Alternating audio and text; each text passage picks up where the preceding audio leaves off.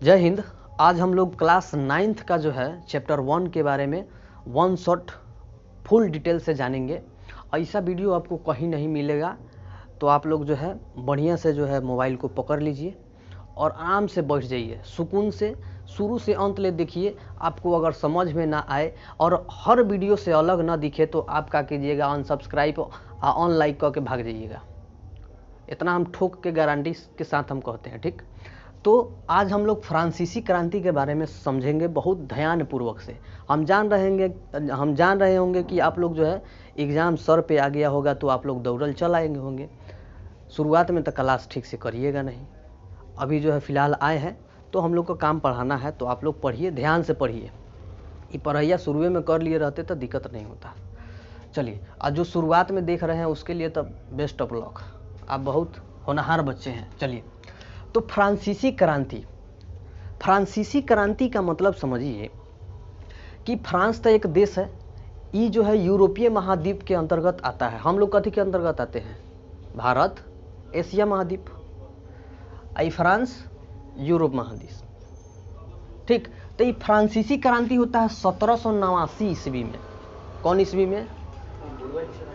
जब वीडियो चलाते हैं ना सब भर भर बड़ा दिक्कत होता है पढ़ाने में। चलिए, कोई बात नहीं, थोड़ा कठिनाइयाँ आएगी तो कठिनाइयाँ से जो है डरना नहीं है, कठिनाइयाँ को चीरते फाड़ते जो है आगे निकलना है, ठीक। हम लोग स्टूडेंट न है, सब कठिनाई से झेलना पड़ेगा। मास्टर एगो विषय पढ़ाता है, स्टूडेंट 5-5 गो जो है लाद के पढ़ता है, तो स्टूडेंट इतना ताकतवर कौन है जी? कोई नहीं है। चलिए, तो फ्रांसीसी क्रांति यानी फ्रांस एक देश है, ये जो है यूरोपीय महादेश में पड़ता है। इसमें 1789 में जो है 1789 में जो है एक क्रांति होता है। ये क्रांति जो है हम लोग पढ़ेंगे 10th में, थोड़ा सा इसमें है तो थोड़ा जान लेते हैं। तो सबसे पहले हम लोग बुर्बो वंश के बारे में जानेंगे। 10th में चलेंगे तो आयरलैंड वंश के बारे में भी जानेंगे, बुर्बो वंश के बारे में भी जानेंगे, लेकिन अभी हम लोग को सिर्फ बुर्बो वंश के बारे में जानना है। तो बुर्बो वंश जो है एक शासन है, व्यवस्था है, एक राजवंश है। जैसे राजवाड़ा लोग का जो है वंश चलता था कि बाप मरिहन तो बेटा अइहन, बेटा मरिहन तो पोता अइहन, पोता मरिहन तो परपोता अइहन। तो ये वंशानुगत माने वंश एक के बाद एक। तो उसी तरह जो है बुर्बो वंश में जो है लुई 16वां राजगद्दी पे आता है 74 में। 1774 में आता है लुई 16वां। कौन आता है? लुई 16वां। जब लुई 16वां वहाँ का शासक बनता है, बुर्बो वंश का शासक बनता है, तो उसके समय में बहुत कर्जा वगैरह, ठीक, वित्तीय संसाधन की कमी वगैरह, बस समझ रहे हैं। जगह जगह युद्ध विभाट था। जैसे ना देखते हैं गांव गराहा में कैसे होता है। जब छोट रहे होंगे, आप लोग को भी याद होगा कि जब छोट होते होंगे तो जेने न तेने मार गठिया लेते होंगे, ना गठियाते होंगे, जेने मन करे उन्हें मार कर लेते थे। तो ये हाल था एक और लुई 16वां का, जेने मन उन्हें झगड़ा कर लेता था। जानते हैं आप लोग कि झगड़ा करना बहुत खराब चीज़ है, उचित नहीं है। तो ये सब लड़का वाला बुद्धि है।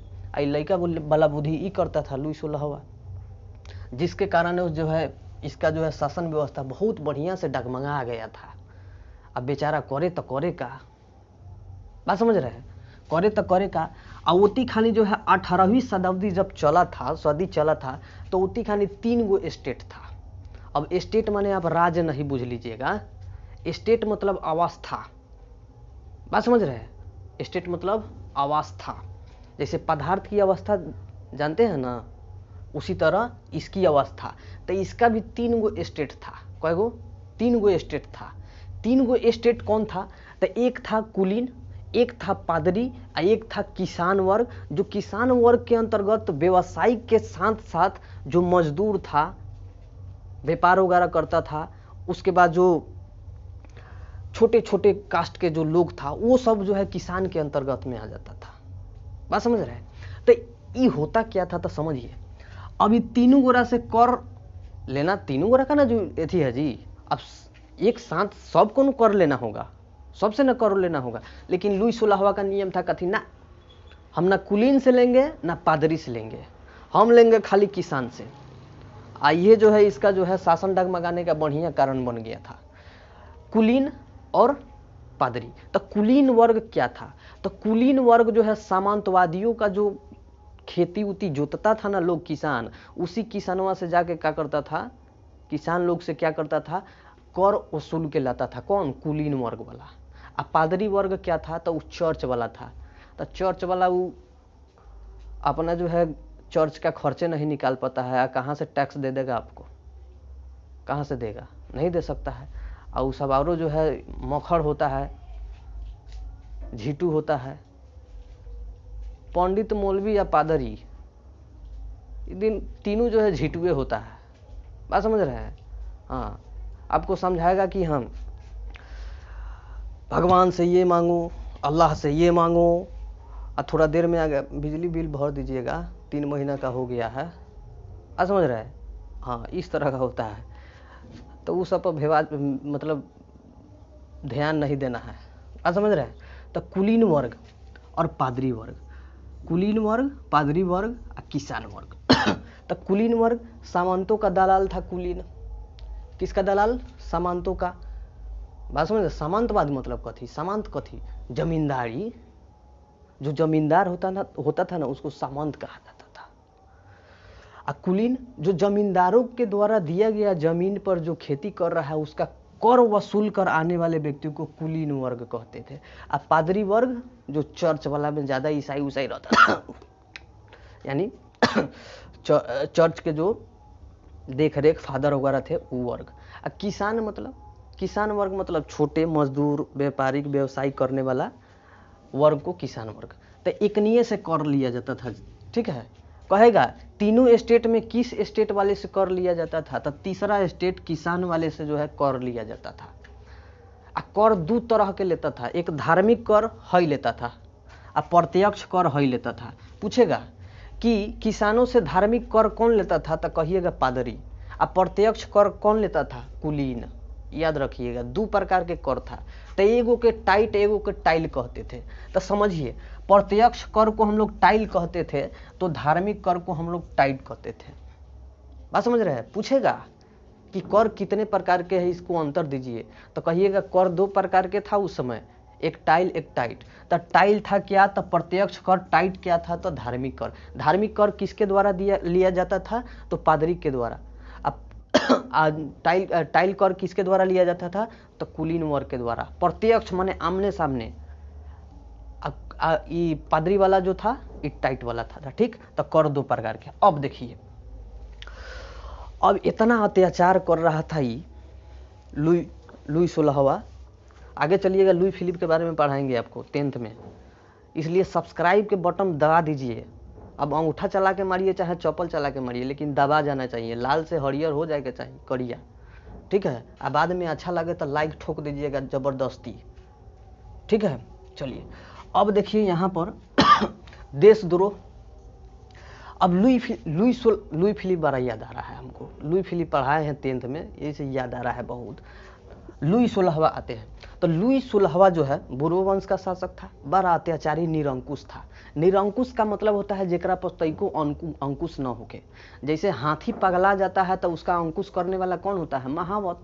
मारता है एक भौंकसिन बहु ठीक ठाक हो जाता है बढ़िया से, चाहे भाला उला घूमता है तो ठीक हो जाता है। तो उसको कौन अंकुश करता है? महावत। तो उसी तरह निरंकुश का जो है अंकुश लाने का काम किया कौन? जनता सब। अब वहां का जनता मांग उठा दिया कि तुम देशद्रोह हो, देश में रह के जो है हम लोग के साथ ऐसा अत्याचार कर रहे हो, तुम देशद्रोह हो। अब देशद्रोह साबित कर दिया लोग। 21 जनवरी 1793 को क्या किया? सार्वजनिक फांसी दे दिया गया। जो सार्वजनिक फांसी का मतलब कथी? सारा गोरा के सामने। जैसे क्रांतिवीर है एक फिल्म नाना पाटेकर के, जिसमें सार्वजनिक फांसी दिया जाता है। तो उनमें तो नाना पाटेकर अच्छा किए थे, तो वो अपना जो है बात रखे और लोगों को जो है प्रभावित करके बच गए। लेकिन ये कौन बढ़िया काम किया था? ये कौन बढ़िया काम किया था कि प्रभावित करके जो है अथी कर लेगा? ये जो है ये जो लुई 16वां था ना, आजकल के नेतवा के जैसा था, दलाल, देशद्रोही, चलाने वाला नहीं था बढ़िया से ही, जैसे आजकल के नेता लोग ना करता है उसी तरह। तो इसको सार्वजनिक फांसी दे दिया गया। ठीक। अब देखिए क्या होता है, जब सार्वजनिक फांसी दे दिएगा तो ओती खानी क्लब चलता था। तो एगो था जैकोबिन क्लब। कौन क्लब? जैकोबिन क्लब, जिसका नेता कथी था? Maximilian Robespierre. मैक्समिलियन रोबेस्पियर जिसका नेता था, ये क्लब था। इसी प्रकार एक महिलाओं का भी क्लब था, सोसाइटी ऑफ लिबरेशन ऐसे करके कुछ था महिलाओं का भी, और जिसमें महिला भी उसमें अपना जो है मांग उठाते थे। लेकिन जीता कौन? जैकोबिन क्लब उठा। जैसे आजकल है क्लब, जैसे उसको क्लब में यानी पार्टी, जैसे हम लोग बोलते हैं ना party, BJP party, RJD party, JDU party, Congress party, उसी तरह ये क्लब था, माने एक संस्था था। और उस संस्था का नेता कौन था? जैकोबिन क्लब का नेता था मैक्समिलियन रोबेस्पियर। ठीक। अब ये क्या किया? जीत गया। कथी किया? जीत गया। इतनी खानी बड़ा आतंक फैला था। 10th में जाइएगा तो पूछेगा आपको मेटरनिक युग। 1815 से 1848 के बीच के युग को मेटरनिक युग कहते हैं। लेकिन यहाँ पर हमको 9th में पढ़ना है आतंक युद्ध। आतंक युद्ध था 1793 से 1794 तक के युग के। जो जैकोबिन नेता था ना, उसके ही शासनकाल में सबसे ज्यादा आतंक हुआ था फ्रांस में। समझ रहे हैं? आगे आते हैं। अब ये जो है बड़ा आतंक मचाया, बढ़िया से कर वगैरह औसला, बढ़िया से नियम उयम बनाया, तूरा, जैसे ये लोग किया वैसे ही यू किया। लेकिन फिर जो है क्या होता है, बहुत बढ़िया से क्रांति होता है फ्रांस में। हो क्रांति हम लोग तो जानते हैं 1789 से क्रांति उठ गया। क्रांति का मतलब क्या होता है? बदलाव। क्रांति का मतलब बदलाव। बात समझ रहे हैं? क्रांति का मतलब क्या थी? बदलाव। आगे जो है हम दूसरा चैप्टर में पढ़ेंगे रूढ़िवादी, उदारवादी। बात समझ रहे हैं? इस सब के बारे में आगे जो है चैप्टर में हम लोग पढ़ेंगे। लेकिन यहाँ पे हम लोग क्रांति मतलब क्या? बदलाव, चेंज। अब रूढ़िवादी लोग रहेगा कभी तो कहेगा ना हमारा चेंज उजना चाहिए। जैसे बिहार में ही देख लीजिए, रूढ़िवादी लोग से भरा पड़ा है हमारा बिहार। पहल के जो है व्यवस्था के लेके चलता है सब, ना हमार नेता उहे हुआ तो उहे रहता हुआ, हम अपने जात के भात खबो, ऐसे हम अपने जात के वोट देबो। कहियो जो है अपने जात के जूठ खाएम, दूसरा के जात के जूठ ना खाएम, ऐसे वोटो अपने जात के देम। तो ये रूढ़िवादी हो गया, रूढ़िवादी विचार का, पुराने विचार का, वैज्ञानिक विचार का नहीं। तो इसी से विकास नहीं हो पाता है। तो बिहार देखना है ना, गर्ग में गिर गया है पूरी तरह से। इसी रूढ़िवादी के कारण बिहार आज बर्बाद हो गया है। जब तक बिहार में रूढ़िवादी विचार रहेगा तब तक हमारा बिहार गर्ग में गिरते जाएगा, विनाश होते जाएगा बिहार का। तो रूढ़िवादी विचारधारा छोड़िए और हमारे बिहार को बचाइए। बात समझ रहे हैं? कैसे कि आपका ही परसेंटेज हमारे बिहार में ज़्यादातर है। चलिए अब देखिए आते हैं अब थोड़ा जैकोबिन के बारे में थोड़ा जान लेते हैं। यो आ गया, बड़ा आतंक मचाया। तो जैकोबिन जो था लाल टोपी वाला था। जैसे समाजवादी पार्टी है, समाजवादी पार्टी के नेता कौन है अभी? अखिलेश यादव। टोटी है, ललका टोपी, टोटी चोर शायद बुलाता है लोग, ऐसा हम नहीं बोलेंगे, लेकिन बुलाता है लोग, कहता है हम नहीं। तो लाल टोपी उसका प्रतीक था। लाल टोपी प्रतीक था, उस स्वतंत्रता का प्रतीक था। और वह स्वतंत्रता का प्रतीक जो है कौन? जैकोबिन किया। जैसे अभी ना इंडिया INDIA गठबंधन हुआ है, IND गठबंधन हुआ क्या कि ना इंडिया जो है गठबंधन हम कर लेंगे तो इंडिया का तो कोनो विरोध करेगा नहीं।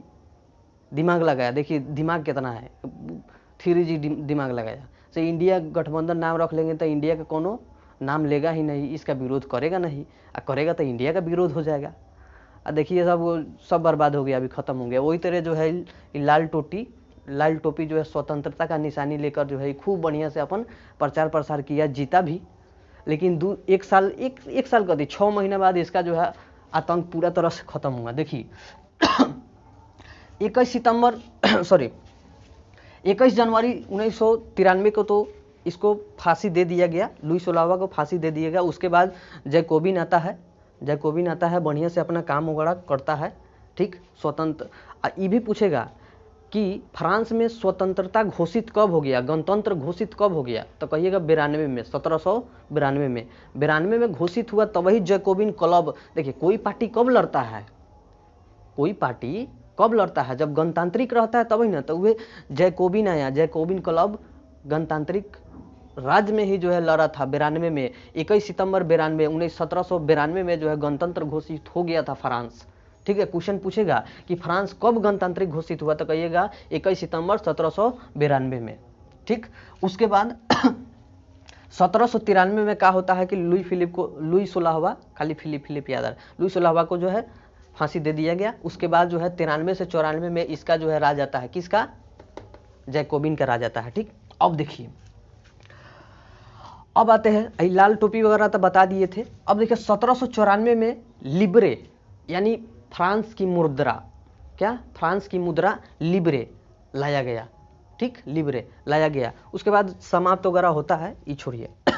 अब देखिए क्या होता है, जैकोबिन को 1794 में, जुलाई 1794, देखिए है ना, जनवरी 93 में हुआ और जुलाई 1794 में इसको भी क्या किया गया, खारिज कर दिया गया। ठीक है, कहा कि ना तू हो अब काम करे लायक ना बच के ला।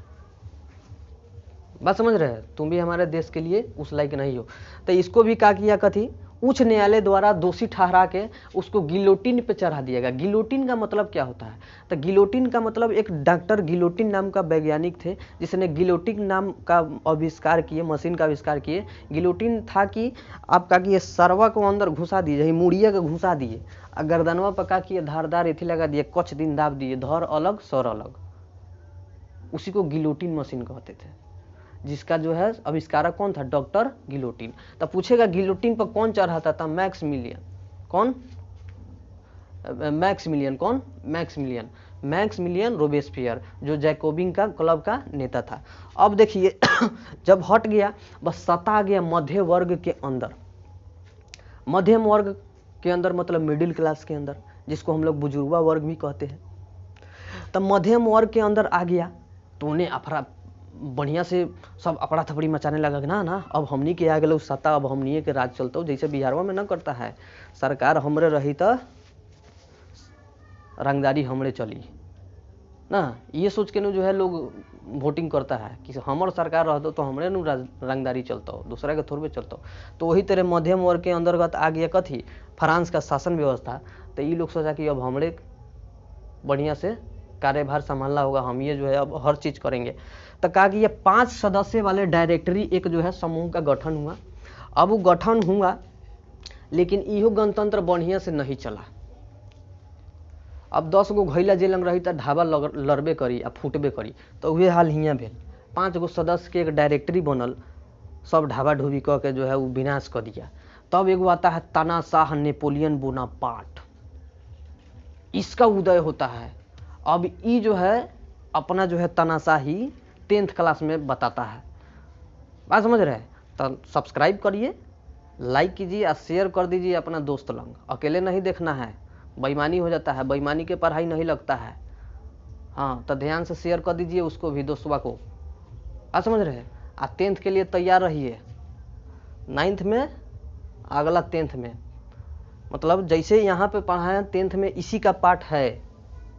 यूरोप में राष्ट्रवाद इसी का पाठ है, ध्यान रखिएगा। ओती खानी जो है 1914 से 14 में पतन हो जाता है नेपोलियन बोनापार्ट का, उसका मेटरनिक आता है। फिर 1830 के क्रांति आता है, 1848 के क्रांति आता है, फ्रांसीसी क्रांति।